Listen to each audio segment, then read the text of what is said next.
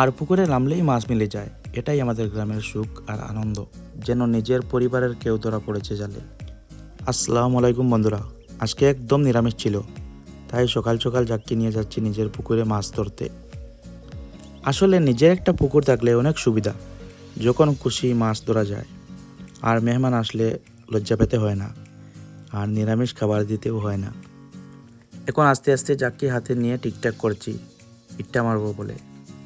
আর পুকুরে নামলেই মাছ মিলে যায়, এটাই আমাদের গ্রামের সুখ আর আনন্দ। এখন জাক্কিটা ইট্টা মারলাম। প্রতিদিনের মতো আজও পুকুর পাড়ে এসে মনটা কেমন যেন শান্ত লাগে।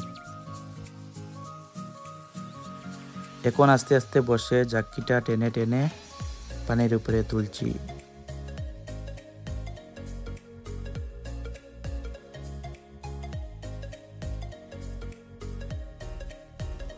মাশাআল্লাহ, দেখছেন তো, বেশ কয়েকটা পুঁটি মাছ পেয়েছি জালে, আর বড় মাত্র একটা। তবুও নিজের পুকুরের মাছ বানাই এক অন্যরকম আনন্দ। এই মাছগুলি আমি ধীরে ধীরে জাল থেকে ঘুরে বালতিতে রাখছি। হাতে মাছের কাঁটা লাগছে, তবুও মনটা ভরে যাচ্ছে।